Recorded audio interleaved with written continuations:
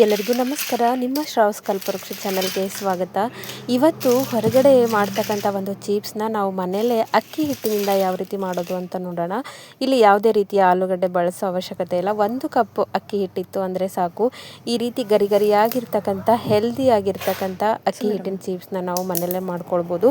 ತುಂಬಾ ಪರ್ಫೆಕ್ಟಾಗಿ ಬರುತ್ತೆ, ಅಷ್ಟೇ ಹೆಲ್ದಿ, ಅಷ್ಟೇ ಹಗುರವಾಗಿ ಕೂಡ ಇರುತ್ತೆ. ಹಾಗಾದರೆ ಇದನ್ನು ಮಾಡ್ಕೊಳ್ಳೋ ವಿಧಾನ ನೋಡ್ಕೊಂಡು ಬಿಡೋಣ.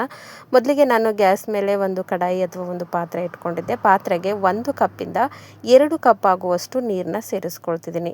ನೋಡಿ, ಇಲ್ಲಿ ಅಳತೆ ನೋಡ್ಕೊಂಡು ಹಾಕೊಳ್ಳಿ. 2 ಕಪ್ ಆಗುವಷ್ಟು ನೀರನ್ನ ಸೇರಿಸ್ಕೊಂಡಿದ್ದೀನಿ.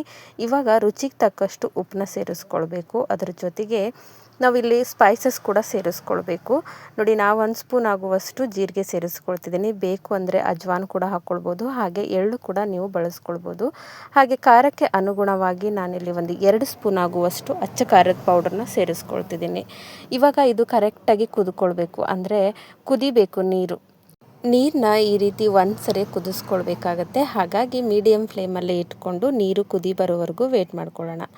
ಇವಾಗ ನೋಡಿ, ಈ ರೀತಿ ನೀರು ಕುದಿ ಬರುವಾಗ 1 ಸ್ಪೂನ್ ಆಗುವಷ್ಟು ನಾವು ತುಪ್ಪನ ಸೇರಿಸ್ಕೊಳ್ಬೇಕಾಗತ್ತೆ.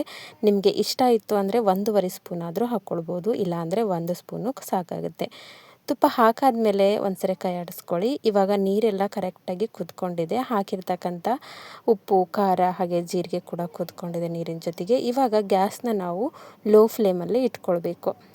ಇವಾಗ ನೋಡಿ, ನಾನು ಯಾವ ಕಪ್ಪಿಂದ ನೀರನ್ನ ಬಳಸ್ಕೊಂಡಿದ್ದೆ, 2 ಕಪ್ ಆಗುವಷ್ಟು ನೀರನ್ನ ಹಾಕ್ಕೊಂಡಿದ್ದೆ, ಅದೇ ಕಪ್ಪಿಂದ 1 ಕಪ್ ಆಗುವಷ್ಟು ಅಕ್ಕಿ ಹಿಟ್ಟನ್ನು ಸೇರಿಸ್ಕೊಳ್ತಿದ್ದೀನಿ. ನಿಮಗೇನಾದರೂ 1 ಕಪ್ ಅಕ್ಕಿ ಹಿಟ್ಟು ಸೇರಿಸಿದಾಗ ಏನಾದರೂ ನೀರಿನ ಅಂಶ ಅನಿಸಿತು ಅಂದರೆ ಮೇಲ್ಗಡೆ ಒಂದು 1/4 ಕಪ್ ಆಗುವಷ್ಟು ಅಕ್ಕಿ ಹಿಟ್ಟನ್ನು ಸೇರಿಸ್ಕೊಳ್ಬೋದು. ಯಾಕಂದರೆ ಕೆಲವೊಂದು ಸರಿ ಅಕ್ಕಿ ಹಿಟ್ಟು ಬೇರೆ ಬೇರೆ ರೀತಿಯಲ್ಲಿ ಇರುತ್ತೆ. ಒಂದು ಸ್ವಲ್ಪ ತರಿಯಾಗಿತ್ತು ಅಂತಂದರೆ ನೀರನ್ನ ಜಾಸ್ತಿ ಹಿಡಿಯುತ್ತೆ, ತೀರಾ ನುಣ್ಣಗೆ ಇತ್ತು ಅಂದರೆ ನೀರನ್ನ ಕಡಿಮೆ ಹಿಡಿಯುತ್ತೆ. ಹಾಗಾಗಿ ಏನಾದರೂ ಈ ರೀತಿ ತಿರುಚುವಾಗ ತೀರಾ ಮೆತ್ತಗೆ ಅನಿಸಿತು ಅಂದರೆ ನೀವು ಅಕ್ಕಿ ಹಿಟ್ಟನ್ನು ಇನ್ನೊಂದು ಸ್ವಲ್ಪ 1/4 ಕಪ್ ಆಗುವಷ್ಟು ಸೇರಿಸ್ಕೊಳ್ಬೋದು. ಇವಾಗ ಲೋ ಫ್ಲೇಮಲ್ಲೇ ಗ್ಯಾಸ್ನ ಇಟ್ಕೊಂಡು ಈ ರೀತಿ ಅಕ್ಕಿ ಹಿಟ್ಟನ್ನು ನಾವು ನೀಟಾಗಿ ಕಲಿಸ್ಕೊಳ್ಬೇಕು. ಗಂಟುಗಳು ಇಲ್ಲದೆ ಇರೋ ರೀತಿಯಲ್ಲಿ ಕಲಿಸ್ಕೊಳ್ಳಿ. ಅಕಸ್ಮಾತ್ ಗಂಟಾಗಿದ್ರೂ ಪರವಾಗಿಲ್ಲ.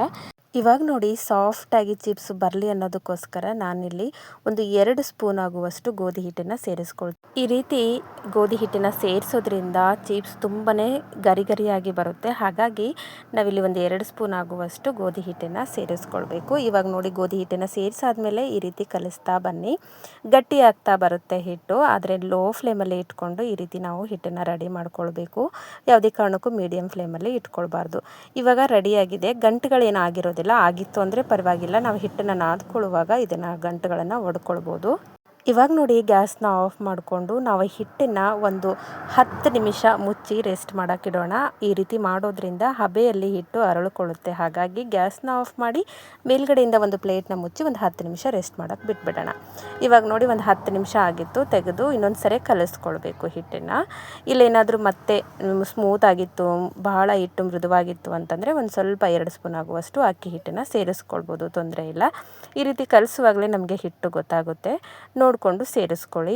ಅಕಸ್ಮಾತ್ ನಾವು 1 ಅಕ್ಕಿ ಹಿಟ್ಟಿಗೆ 1 ಕಪ್ ನೀರು ಹಾಕಿದರೆ ಅಕ್ಕಿ ಹಿಟ್ಟು ಕರೆಕ್ಟಾಗಿ ಬೆಂದ್ಕೊಳೋದಿಲ್ಲ, ಚಿಪ್ಸ್ ಕೂಡ ಕರೆಕ್ಟಾಗಿ ಬರೋದಿಲ್ಲ. ಹಾಗಾಗಿ 2 ಕಪ್ ನೀರಿಗೆ 1 ಕಪ್ ಅಕ್ಕಿ ಹಿಟ್ಟಿನ ಅವಶ್ಯಕತೆ ಇರುತ್ತೆ. ಹಾಗಾಗಿ 2 ಕಪ್ ನೀರನ್ನ ಸೇರಿಸ್ಕೊಂಡು ಈ ರೀತಿ ಹಿಟ್ಟನ್ನು ರೆಡಿ ಮಾಡಿಟ್ಕೊಳ್ಬೇಕು. ನಾನು ಇದನ್ನು ತಣ್ಣಗಾಗಲಿಕ್ಕೆ ಬಿಟ್ಟಿದ್ದೆ, ತಣ್ಣಗಾಗಿತ್ತು. ಇವಾಗ ಹಿಟ್ಟನ್ನು ನಾವು ನಾದ್ಕೊಳ್ಬೇಕು. ಹಿಟ್ಟನ್ನ ಎಷ್ಟು ಚೆನ್ನಾಗಿ ನಾದ್ಕೊಳ್ತೀವಿ ಅಷ್ಟು ಚೆನ್ನಾಗಿ ಚಿಪ್ಸ್ ಬರುತ್ತೆ. ಆರೋಗ್ಯಕರವಾಗಿರ್ತಕ್ಕಂಥ ಚಿಪ್ಸ್ನ ಮಾಡುವಾಗ ಒಂದು ಸ್ವಲ್ಪ ನಾವು ಕೂಡ ಕಷ್ಟಪಡಲೇಬೇಕು.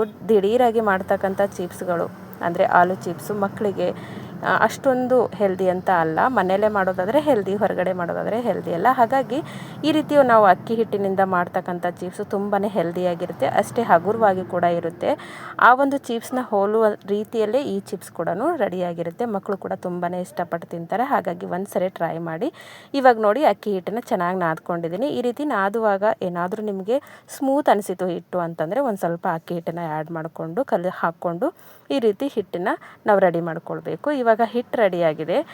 ಇದನ್ನು ಒಂದು 3 ಪಾರ್ಟಾಗಿ ನಾನು ಮಾಡ್ಕೊಳ್ತಿದ್ದೀನಿ. ಹಿಟ್ಟನ್ನು ಯಾವ ಸೈಜಲ್ಲಿ ತೊಗೊಂಡಿರ್ತೀರಿ ಅದ್ರ ಮೇಲೆ ಡಿಪೆಂಡ್ ಆಗಿರುತ್ತೆ. ಈ ಸೈಜಲ್ಲಿ ಹಿಟ್ಟನ್ನು, ಅಂದರೆ ನಾವು ಚಪಾತಿ ಮಾಡ್ತೀವಲ್ಲ ಅದೇ ರೀತಿಯಲ್ಲಿ ಸ್ವಲ್ಪ ದೊಡ್ಡದಾಗಿ ತೊಗೊಳ್ಳಿ. ಇವಾಗ ನೋಡಿ, ಒಂದು 3 ಭಾಗದಷ್ಟು ನಾನು ಮಾಡಿಟ್ಕೊಂಡಿದ್ದೀನಿ ಈ ರೀತಿ. ಇವಾಗ ಒಂದೊಂದನ್ನೇ ನಾವು ಲಟ್ಟಿಸ್ಕೊಳ್ಬೇಕಾಗತ್ತೆ. ಆದಷ್ಟು ಲಟ್ಟಿಸುವಾಗ ತೀರಾ ತೆಳ್ಳಗೆ ಲಟ್ಟಿಸ್ಬೇಕು. ನಾವು ಚಪಾತಿ ಲಟ್ಟಿಸ್ತೀವಲ್ಲ ಅದೇ ರೀತಿಯಲ್ಲಿ ಲಟ್ಟಿಸ್ಕೊಳ್ಬೇಕು.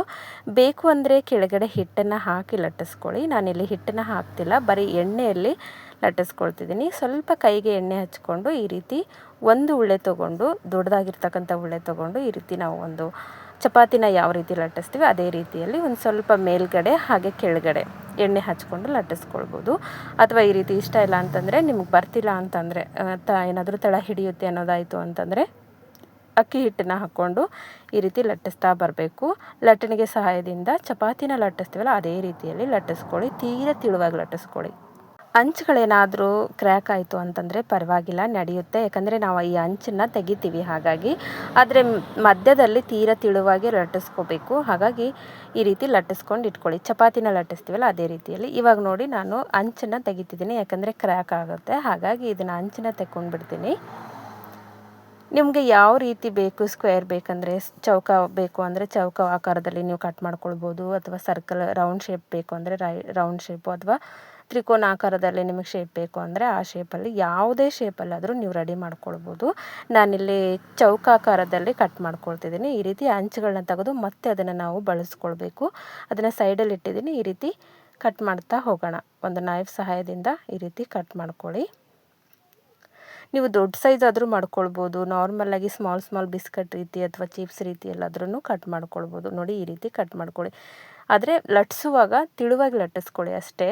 ಯಾಕಂದರೆ ದಪ್ಪು ಆಯಿತು ಅಂತಂದರೆ ಮೆತ್ತಗಾಗೋ ಚಾನ್ಸಸ್ ಇರುತ್ತೆ ಚಿಪ್ಸು. ಹಾಗಾಗಿ ತೀರಾ ತಿಳುವಾಗಿ ಲಟ್ಟಿಸ್ಕೊಂಡು ಈ ರೀತಿ ರೆಡಿ ಮಾಡಿಟ್ಕೊಳ್ಳಿ.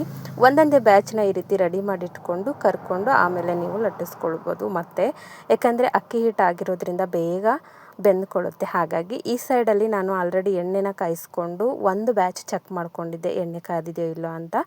ಇವಾಗ ಮತ್ತೊಂದು ಬ್ಯಾಚ್ ಕೂಡ ಹಾಕ್ತಿದ್ದೀನಿ. ನೋಡಿ ಈ ರೀತಿ ಹಾಕಿದ ತಕ್ಷಣ ಮೇಲ್ಗಡೆ ತೇಲ್ ಬರಬೇಕು.